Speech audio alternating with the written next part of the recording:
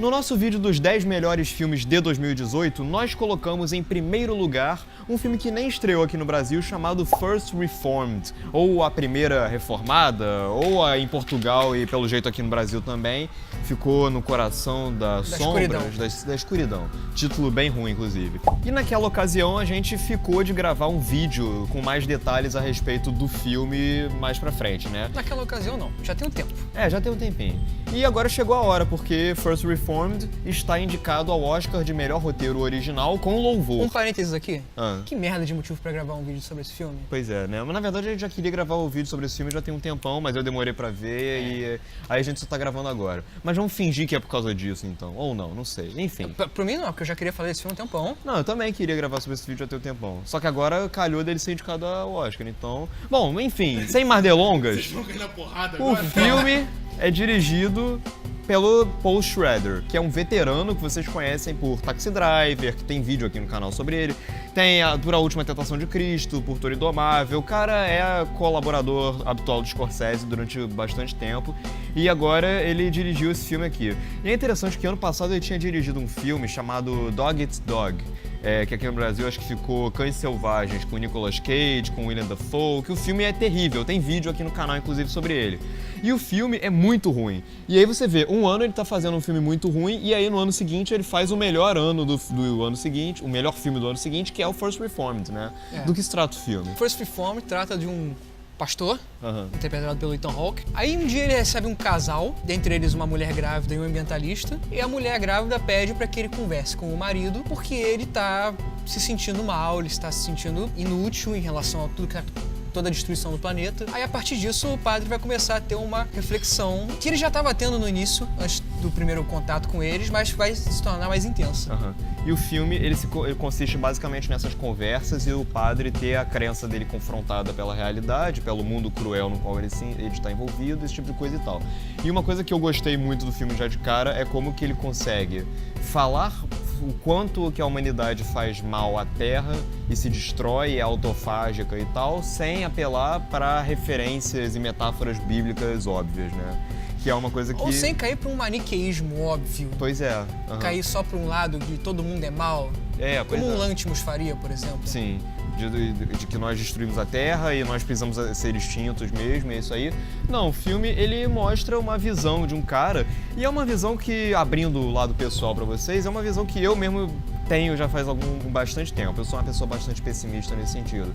Porque, assim, uma coisa que sempre me chamou a atenção, assim, no mundo, é como que a gente é autofágico, como é que a humanidade destrói não só a nós mesmos, mas a própria Mãe Natureza. Mãe Natureza que pode se reconstruir se a gente parar durante 2 séculos, ela vai voltar a ser linda como era antes, mas enquanto a gente estiver fazendo o que a gente faz. Enfim, e uma coisa que sempre me motivou a não querer ter filho biológico, por exemplo, é justamente esse negócio de que a humanidade não é um lugar com muita perspectiva daqui pra frente, se a gente não começar a tomar uma certa consciência. E o filme, ele traz isso na figura do esposo, do marido que vai lá... Do ambientalista que vai lá consultar o personagem do Ethan Hawke. E o Ethan Hawke, ele percebe que, cara, é uma verdade, nós estamos matando a construção de Deus. E, inclusive, nós mesmos, como Igreja Católica e tal, ao longo da história, ao longo dos séculos, a gente também contribuiu muito para essa destruição. Ou seja, é muito mais uma crise que ele vê, não necessariamente numa fé dele em Deus, porque ele mesmo fala, eu não perdi minha fé em determinado momento, né? Mas é uma coisa que ele se vê naquela situação ali, enquanto parte daquele mecanismo, aquelas instituições, a igreja, o governo, ele próprio, enquanto indivíduo, ele se sente um inútil. Eu acho interessante no First Reformed que o Paul Schrader, ele era um crítico de cinema. Lá na época antes, enquanto ele fazia roteiros, enquanto crítico, ele viveu esse momento em que alguns filmes com uma temática parecida foram surgindo. Eu vi recentemente filmes como Guns of Trees, do falecido recentemente Jonas Mekas, que trata de... é um filme inacabado, ele se auto-intitula Inacabado. Ele vai tratando de jovens que estão vivendo aquele momento de Guerra Fria, de guerra nuclear, destruição do ambiente, que vai ser causada pelo ser humano, inevitavelmente. Esse medo que vai sendo causado por uma possível destruição. Mais tarde a gente vai ver um filme do Bergman, que é o Luz de Inverno, que é um filme que inclusive tem uma trama muito parecida com esse aqui. Sim. Que é sobre um padre que encontra um casal que tá com medo da bomba nuclear. E ele vai ter uma crise de fé. Ali é muito mais de fé mesmo. Sei qual é, tô ligado. Aí ele vai ter esse confronto. Como seria uma possível destruição? O que eu posso fazer em relação a isso? Ele vai também pegar muita coisa de Bresson, que era um cineasta que ele gostava muito, admirava muito. Principalmente de um outro filme que eu vejo muita similaridade, que é o Diabo Provavelmente, que é um filme dos anos 70, que trata sobre jovens que panfletam contra a destruição do meio ambiente. Inclusive ele tem cenas reais de destruição, do desmatamento, do derretimento das calotas polares. Ele vai tratando disso de uma forma muito desesperançosa. E todos esses filmes, talvez menos o do Bresson, que seja um filme que assimila mais isso à realidade, uma coisa mais próxima, tratam de como lidar com a possível destruição. O First Reformed, do Paul Schrader, pra mim já tem um movimento mais à frente. A destruição já aconteceu. Sim, já começou. Tanto que em um diálogo com um ambientalista, ele fala, a gente tinha até 2015 para reverter a situação. Estamos em 2017. Sim, já aconteceu. Já aconteceu. Ele já se entrega nisso. Ou seja, o First Reformed é um filme apocalíptico. É um filme sobre apocalipse. Sim. Você diria que ele é um filme niilista? Acho que sim. Pode ser considerado. Acho que sim, mas não é esse niilismo de adolescente de Facebook, não. Não é isso que a gente tá falando. É um niilista que, inclusive, o próprio Paul Schrader já desenvolve na filmografia dele com Taxi Driver, por exemplo. Sim, total. Nesse sentido, pelo menos. E acho que agora aqui ele atinge um pensamento muito mais maduro, sabe? Quando ele vai tratar disso, não pender só para uma situação, só para um pensamento, uma forma de reação a isso. Tanto que ele vai dar várias possíveis soluções e ele mesmo reconhece que não são soluções tão boas, ou que nem são soluções de verdade. Tanto pelo final derradeiro do filme. Sim. Certo? Você não acha? Pois é, que é uma coisa inacreditável o final do filme. E essa coisa dele ser um filme apocalíptico, ele vai realçando isso vários momentos durante o filme. Tanto pela forma que ele enquadra as coisas, é uma coisa muito rígida, sabe? É sempre os mesmos planos para os mesmos ambientes. E a única coisa que muda é como o Ethan Hawke vai interagir com aquelas coisas, sabe? As cores do filme são muito nulas, é sempre um cinza, sabe? É um filme com as cores bem lavadas, assim. Muito lavados. Você falou o final do filme, inclusive a gente não pode dar o spoiler. E também claro, da maneira né? como ele vai interagir com outros personagens, como isso vai mudando, sabe? Tem uma mulher que fica dando... Dá pra entender que eles tinham um relacionamento. E ele trata ela de maneira muito...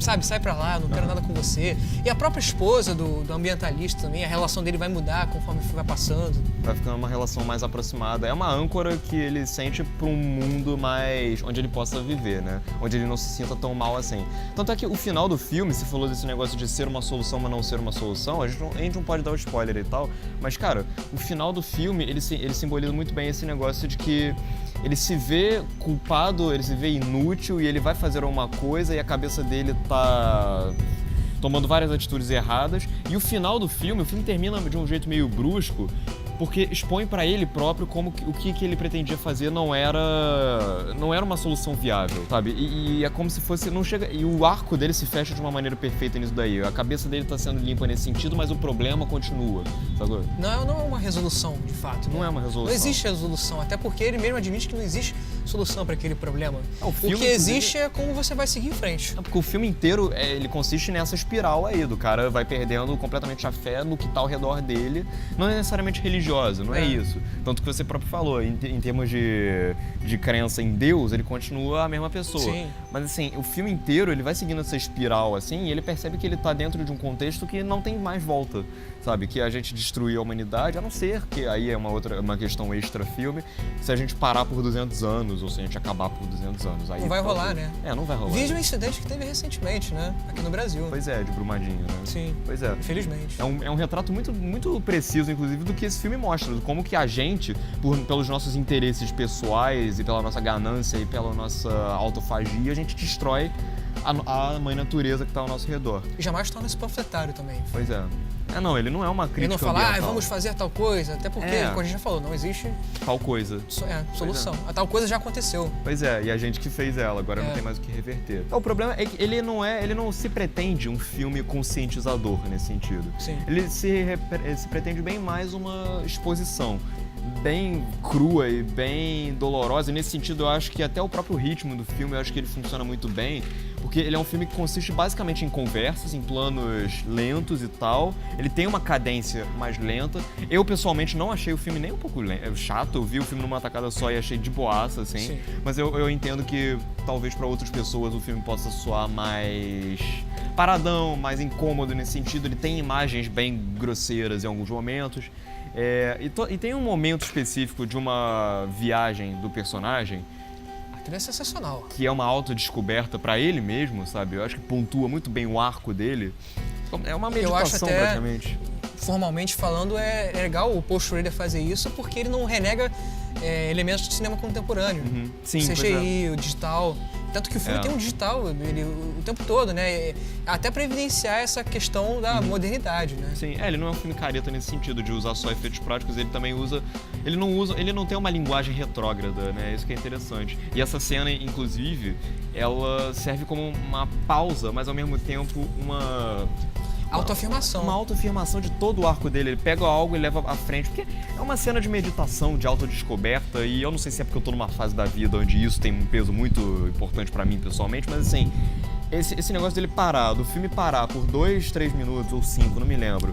É por aí. É por aí. E é uma cena longa, a maioria das pessoas ia achar bizarra, porque não ia entrar na vibe da cena em si. Mas eu acho que o fato dela estar presente diz muito sobre quem é o personagem, quem ele vai ser a partir daquele momento em diante. Enfim, é uma cena... Da própria situação que ele retrata ali. Sim, pois é uma cena impecável nesse sentido, como o resto do filme. A atuação do Ethan Hawke é uma peça fundamental, indispensável para o filme ser o que é, além da questão estética das cores serem saturadas, além da direção com o ritmo certo do Paul Schrader, além do roteiro, dos temas e tal. A atuação do Ethan Hawke é uma atuação que retrata muito bem o tom do resto do filme inteiro. O Ethan Hawke, ele é um ator impecável. Quem já viu ele na trilogia do Antes do Amanhecer, do Antes do Pôr do Sol e Antes do Anoitecer, e também no próprio Boyhood, então sabe que o Ethan Hawke, ele é um ator impecável, e nesse filme ele consegue exprimir através de uma atuação bem minimalista. Não é uma atuação com várias explosões, esse tipo de coisa, com momentos que você vê quando anunciarem a indicação dele ao Oscar. Não é esse tipo de coisa, mas é uma atuação presa em detalhes pequenos. Por exemplo, no rosto dele, que está sempre sofrido. É o rosto de alguém que já estava desconfiante desde o início e ao longo do filme inteiro vai ficando cada vez mais desconfiante em relação ao que ele faz, ao que ele enxerga, ao que ele prega.